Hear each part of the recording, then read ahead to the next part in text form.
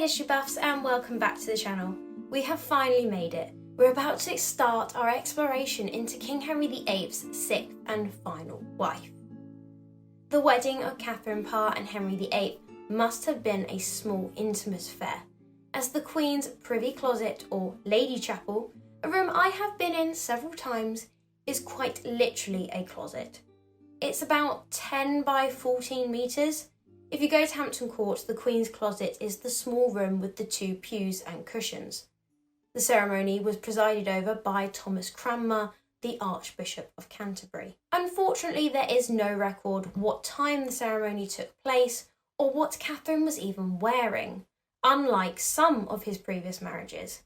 But Richard Watkins, the King's prothonotary, principal clerk of the court, did make an official record of the marriage and included the names of those present, which included the King's daughters and his niece Margaret Douglas. The King and Lady Catherine Latimer, alias Parr, being met there for the purpose of solemnising matrimony between them. Stephen, Bishop of Winchester, proclaimed in English that they were met to join in marriage, the said King and Lady Catherine, and if anyone knew any impediment thereto, he should declare it. According to Katherine Parr's biographer, Linda Porter, the vows for Henry and Catherine's wedding were identical to those taken at all of Henry's weddings, and virtually unchanged by the Reformation or centuries. They are the words still spoken at Anglican weddings. Which is true. They are similar to the vows spoken at modern weddings. According to Watkins, the following people were present at the wedding: John, Lord Russell, Keeper of the Privy Seal; Sir Anthony Browne, Captain of the King's Pensioners; Thomas Heneage; Edward Seymour, Earl of Hertford; Henry Knevet; Richard Long; Thomas Darcy; Edward Baynton; Thomas Speke; Anthony Denny; William Herbert, that's Catherine's brother-in-law, who had married her sister Anne Parr; the Lady Mary, the King's daughter; the Lady Elizabeth, the King's daughter; Margaret Douglas, the King's niece; Catherine Willoughby, Duchess of Suffolk, who was Catherine's friend and wife of Henry's bestie, Sir Charles Brandon; Anne Stanhope, Countess of Hertford, the wife of Edward Seymour and Catherine's future sister-in-law; Jane Dudley, Viscountess Lisle; and Catherine's sister, Anne Herbert. We don't know if any celebrations took place after the wedding, as there are no surviving records, but it could also be down to the fact that it was a discreet, intimate affair, a far contrast to some of the grand weddings of Henry's past. Catherine was proclaimed Queen of England the same day as the wedding, but again, fitting with the low-key theme, there was no talk of a coronation, and no great state entry into London. Her relationship with the king, Catherine was youthful enough to captivate him sexually, but being mature enough to understand and attend to his other needs. Caring for his festering sores was undoubtedly unpleasant, and engaging him in stimulating conversation to distract him from his pain must have been mentally exhausting. But Catherine took her vows seriously, taking milk baths to keep her skin soft, and the day after her wedding, she ordered fine perfumes for her chamber at Hampton Court, all in an attempt to make her and her bedchamber as enticing for the king as possible. A few days after their wedding, the king and his new queen went on a summer progress, their first stop being Oatlands Palace in Surrey. Go check out my video if you want to learn more, as I actually went to the last remaining wall of that palace.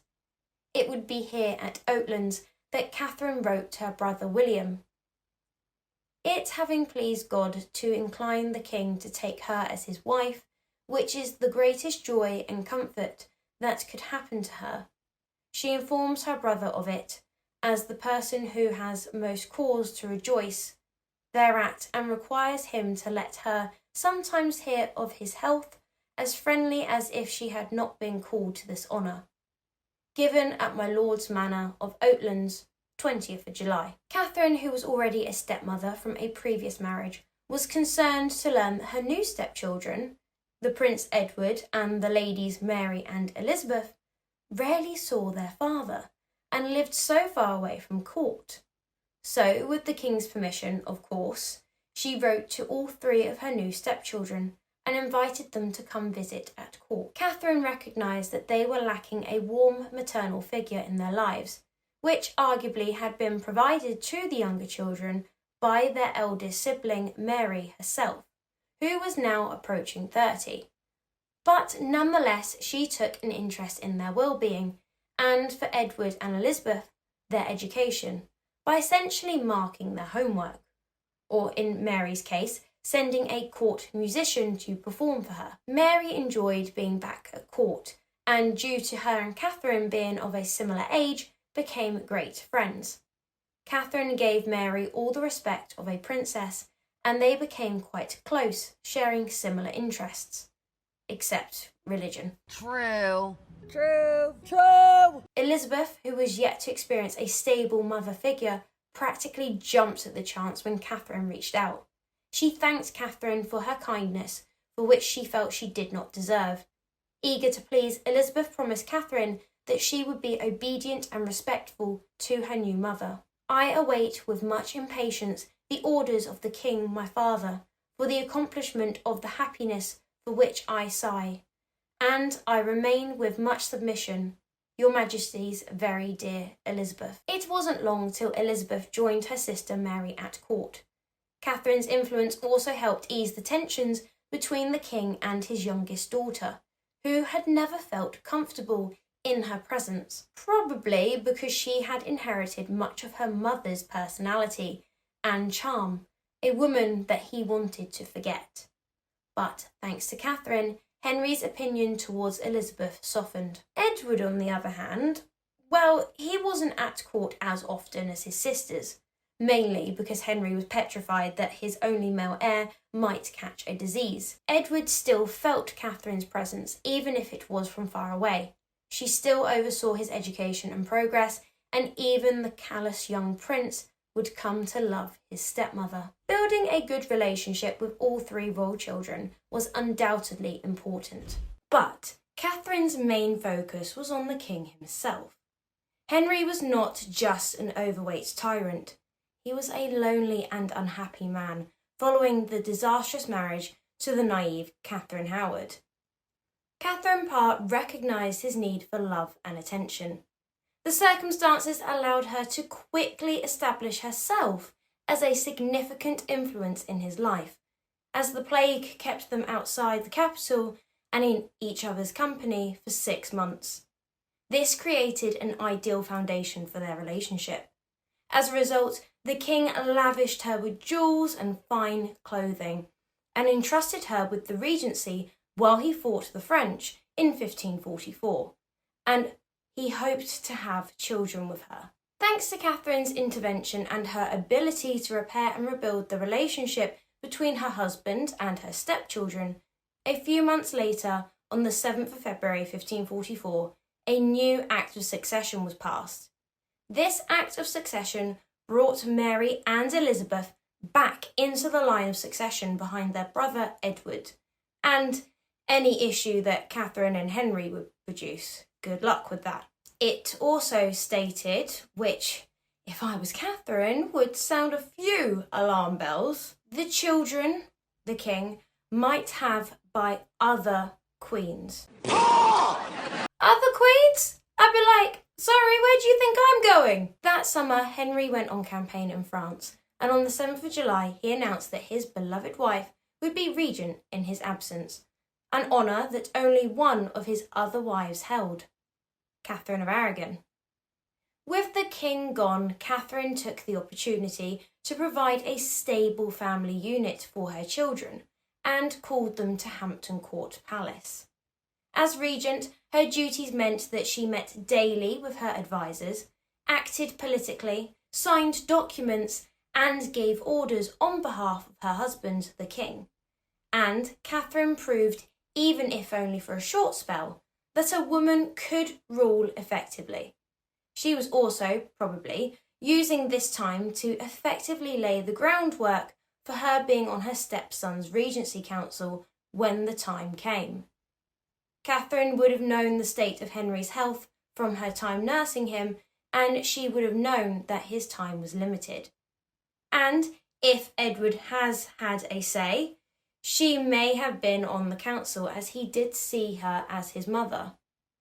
As tragically, Jane wasn't around long enough for Edward to really remember her, and his longest stepmother prior to Katherine Parr lasted for less than 2 years. Catherine accompanied Henry to the port as he embarked on his French campaign, kissed him farewell, and then she led the country in prayer for his success and safe return.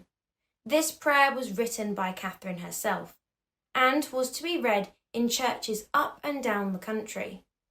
Once he had departed, Catherine returned to Greenwich to continue with her duties as regent, and she wrote to Henry regularly while he was away, and in general the letters between them were quite affectionate, although none of them had quite the same zest as the exchanges between Henry and Anne Boleyn. Oh my! That September, Boulogne fell to the English.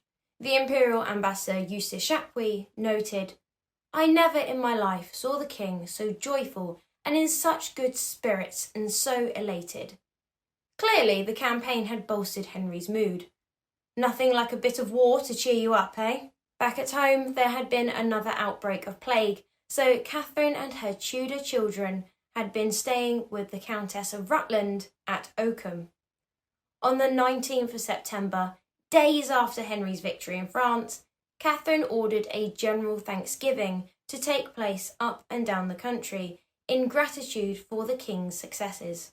She then wrote to her husband, "I thank God for a prosperous beginning of your affairs, and I rejoice at the joyful news of your good health." Henry arrived at Dover on the 30th, and the king and queen were finally reunited after months apart, and they openly displayed their affection for each other that had been so prevalent in their letter exchanges. However, that October saw the return of Sir Thomas Seymour from the Low Countries. You know, the man that Catherine originally wanted to marry and probably still is in love with. This is awkward. Understandably, Henry was a bit concerned with regards to Seymour's intentions with his wife, the Queen. But as far as we know, there was not even as much as a murmur of a scandal. So whatever the pair really felt was hidden well, and it seems that Catherine treated Thomas no differently to anyone else, and Thomas seemed to follow her lead. Either way, just as a precaution, Henry appointed Thomas as Lord High Admiral of England, which meant that Thomas would be spending long periods of time away from court. Again. Coincidence? I think not! In March 1545, the king's health declined due to a severe fever, worsening his already volatile temper. Reports of spreading Protestant heresies further aggravated him, leading to a crackdown on dissent. As part of his inquiries, 23 individuals were arrested, including a 23-year-old woman named Anne Askew. She had previously sought a legal separation from her husband, Thomas Kyme, who had expelled her from their home and denied her access to their children. While it is speculated that Anne knew Queen Katherine Parr, there is no evidence to confirm this, although Catherine was secretly sympathetic to Anne's Protestant beliefs. After admitting to being a Protestant under questioning, Anne was imprisoned for several months, and her connection to Catherine would later bring the Queen trouble, although there wasn't really a connection between them. 1545 saw the release of Catherine's first book. Catherine was the first Queen of England and first English woman to publish under her own name. This book was the short title of Prayer and Mediations, wherein the mind is stirred patiently to suffer all afflictions her, to set at naught the vain prosperity of this world, and always to long for the everlasting felicity, collected out of holy works by the most virtuous and gracious Princess Catherine, Queen of England, was a success, with both the universities of Oxford and Cambridge begging her to come be their patron, an honour that she accepted. Catherine's court was a hub of education, and she cultivated a space for high standard of female education, to the point that even male scholars wanted her patronage. Catherine even funded scholars and educational projects solely from her own pockets, when the privy purse would not. She did not believe in turning away those who sought education just because they couldn't afford it. In late autumn of 1545, while at Windsor, King Henry VIII suffered a serious attack, leaving him in severe pain, likely due to venous thrombosis in his leg.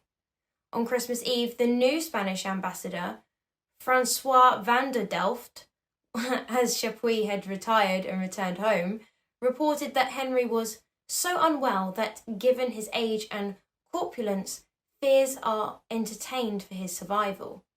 Queen Catherine would sit by her husband's bedside, and despite her efforts to try and comfort him by engaging in lively theological debates, conservative factions at court grew suspicious.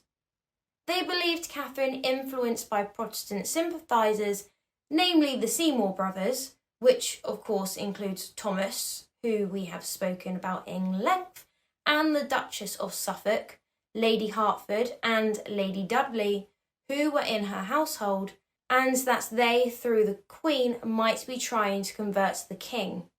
Bishop Gardiner and Wriothesley saw this as an opportunity to undermine the Queen, hoping to expose her alleged Protestant learnings and thereby remove her influence over Henry. Catherine, aware of the danger, remained undeterred, knowing that the King's favour could quickly turn to hatred if he learned she secretly harboured Protestant beliefs. In June 1546, the King granted permission for Anne Askew to be re-examined for heresy in the Tower of London. The interrogation was led by Lord Chancellor Wriothesley, who viewed this as another opportunity to implicate the Queen. When Anne remained steadfast, he ordered her to be placed on the rack and, along with Sir Richard Rich, personally conducted the examination.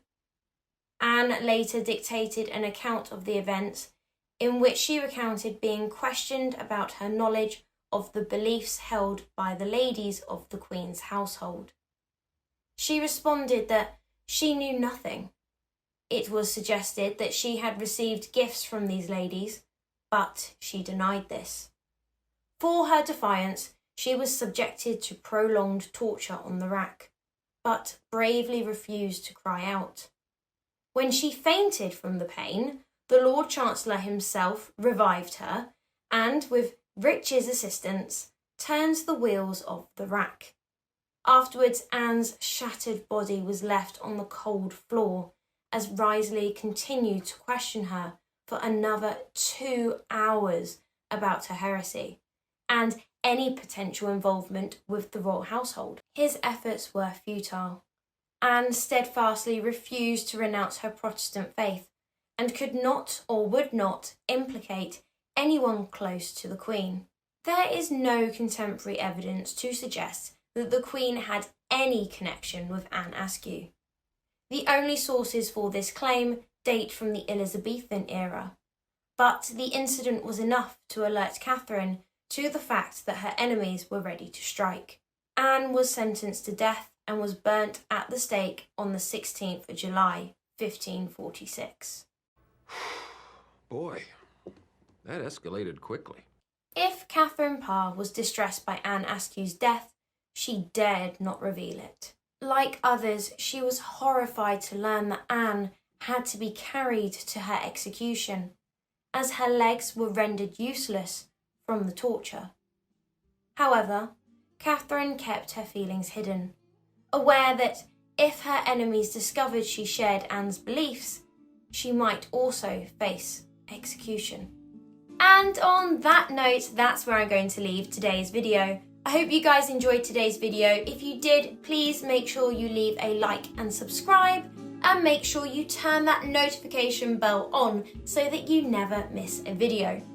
But until the next one, as always, have a wonderful day. Bye.